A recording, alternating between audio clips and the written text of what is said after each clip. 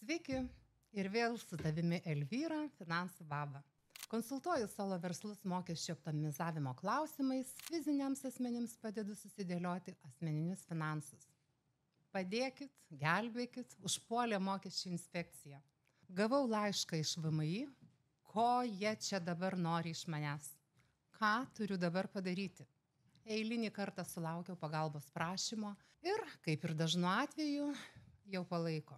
Kaip padėti be finansinių pasiekmių praktiškai neįmanoma. Ar tema aktuali, parodys tavo patiktukas, o kanalo prenumerata tavo padėka už mūsų kuriamą turinį. Situacija. 4 metai gyventojas vykdo veiklą pagal pažymą. Nedidelė užkandinė viešojo maitinimo veikla, nedidelėme miestelyje, smulkus solo verslas.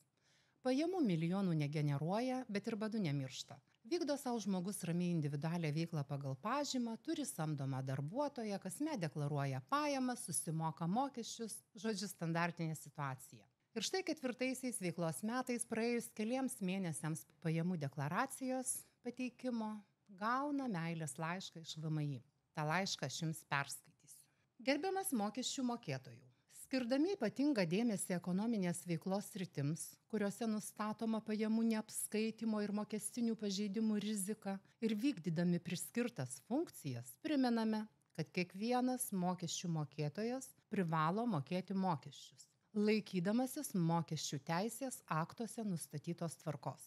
Išanalizavus jūsų deklaruotus bei trečiųjų šaltinių pateiktus duomenis, kyla pagrįstų klausimų.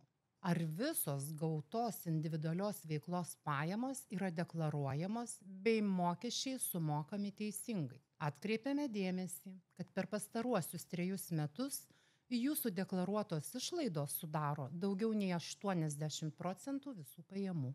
Rekomenduojame jums per 10 darbo dienų nuo šio pranešimo gavimo savarankiškai įsivertinti vykdomos veiklos pajamų deklaravimo, mokesčių apskaičiavimo ir sumokėjimo teisingumą, o nustačius neatitikimų pateikti deklaracijas ar patikslinti anksčiau deklaruotus duomenis. Citatos pabaiga. Viskas kaip ir aišku. Kilputė apsivijo aplink verslininko kaklą ir dabar reikia imtis priemonių kilputį atlaisvinti. Tam skirta 10 darbo dienų. Laiko yra nedaug, visgi 4 metų apskaita.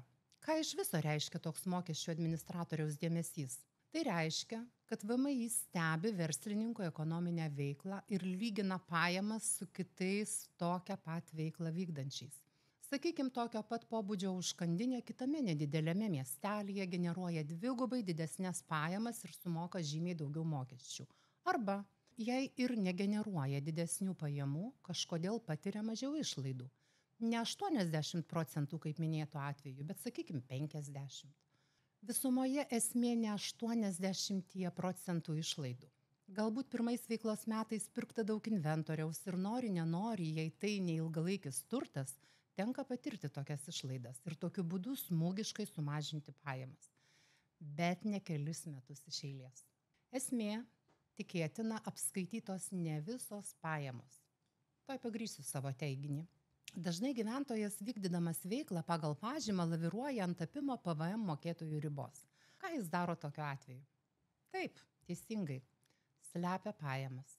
Bet visas patirtas išlaidas veiklai vykdyti su malonumu sukelia į pajamų ir išlaidų žurnalo išlaidų skiltį. Ir tokiu būdu sumoka mažiau mokesčių, nei privalėtų. Iškreipiamas rezultatas. Ilgainiui verslininkui patinka susimokėti mažiau mokesčių, juolab gyvenimo kokybė dėl to nesuprastėja, nes pinigų tai juk yra. Bet mokesčių administratoriui tai nepriimtina ir pradeda verslininko stebėjimą. Nesigilinau konkrečiu atveju, kokios viso to priežastys, nes gyventojas turi buhalterę, tegul jie ten tvarkosi. Bet keletą patarimų daviau. Pradedant nuo veiklos pradžios susižiūrėti, ar tikrai teisingai užfiksuotos išlaidos. Gal buvo pirktas ilgalaikis turtas, kuriam reiktų taikyti nusidėvėjimą ir įtrauktas į sąnaudas iš karto. Taip sumažinant apmokestinamasias pajamas, reiktų koreguoti, jei tai buvo daryta. Patariau susižiūrėti, ar iš viso teisingai vykdomas išlaidų fiksavimas. Teko matyti, kai vykdantis individualią veiklą perka telefoną, kompiuterį, net televizorių, nurašo degalus, nors nedeklaravo automobilio naudojimo veikloje ir dar visokių dalykų. Nors jo veikloje tokios išlaidos niekaip nepadeda uždirbti pajamų, bet dirbtinai sumažina apmokestinamasias pajamas. Na ir paskutinis patarimas buvo visgi susižiūrėti, ar užfiksuotos visos pajamos. Ten, kur atsiskaitimai galimi grynaisiais, tikėtina tokios klaidos galimybė. Beje, pradžioje sakiau, kad minėtas verslininkas turi samdomą darbuotoją, moka minimalią algą, atlyginimas darbuotojui ir su juo susiję mokesčiai leidžiami atskaitimai. Dėl tokių išlaidų VMI pastabų tikrai neturės. Modeliuojam. Vienas darbuotojas, minimali alga, bendros pajamos per mokestinį laikotarpį 44 900 eurų. Čia dėl to PVM.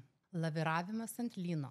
Vienos darbo vietos kaina 940 eurų 35 centai mėnesiui 2024 metais. Skaičiuojam. 940 eurų dauginam iš 12 ir gaunam 11 284 eurus 20 centų. Tiek kainuoja vienas darbuotojas per metus.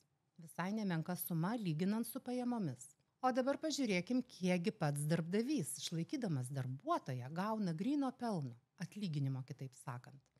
Iš 44 900 bendros mokestinio laikotarpio pajamos minusuojam 80% išlaidų, 35 920 eurų. Individualią veiklą vykdančiam gyventojui lieka 8 980 eurų, nuo kurių dar susimoka mokesčius, po kurių sumokėjimo darbdavys uždirba beveik dvigubai mažiau nei gauna jo samdomas darbuotojas – 6604 eurus. Tiek individualią veiklą pagal pažymą vykdantis, atsakingas už verslą ir už darbuotoją, gauna gryno pelno per metus. Atrodo graudžiai. Todėl mokesčių administratoriui ir kyla pagrįsti klausimai dėl pajamų ir išlaidų apskaitos teisingumo. Ir kol VMI nusiteikusi draugiškai šiuo atveju, reikia persižiūrėti visą apskaitą už visą laikotarpį ir koreguoti pagal faktą. Kito kelio nėra, jei nori išlipti iš situacijos su mažiausiais finansiniais nuostoliais. Kas tokiu atveju gyventojo laukia? Priskaičiuoti papildomi mokesčiai, delspinigiai, tikėtina neužteks nei to apčiulptų 6000 eurų. Kas gali nutikti, jei gyventojas nieko nedarys? Tikėtina, mokesčių administratorius pasibels į duris su mokestiniu patikrinimu. Gerai, jei gyventojas dokumentais galės pagrįsti, kad apskaitą veda teisingai. Pajamos neslepiamos, išlaidos nepadidintos, ko žinoma abejoju. Bet jei bus nustatyti pažeidimai, teks susimokėti papildomus mokesčius, tikėtina ir PVM, delspinigius ir baudą. Kokia mano žinutė? Viešojo maitinimo paslaugas vykdantys statybininkai ir daug kitų sričių verslai visuomet po padidinamuoju stiklu VMI. VMI tikrai turi priemonių stebėti verslus, kokio dydžio jie bebūtų. Ir tai, kad tavęs dar nepaklausė ar teisingai vykdai apskaitą, nereiškia, kad nepaklaus. Geriau laiku susimokėti mokesčius, išvengiant delspinigių ir baudų. Nekalbu apie sugaištą laiką ir sugadintus nervus. Tiek verslo, tiek asmeninius finansus valdyti reikia efektyviai laiku sumokėti mokesčius, jei pavyksta maksimaliai juos optimizavus. Ir žinoma auginti savo bei verslo kapitalą, kad ateityje iš vis nereikėtų sukti galvos dėl pinigų, nes, kaip daugumai žinoma, investuojantis turi mokėti ko nemažiausiai mokesčių.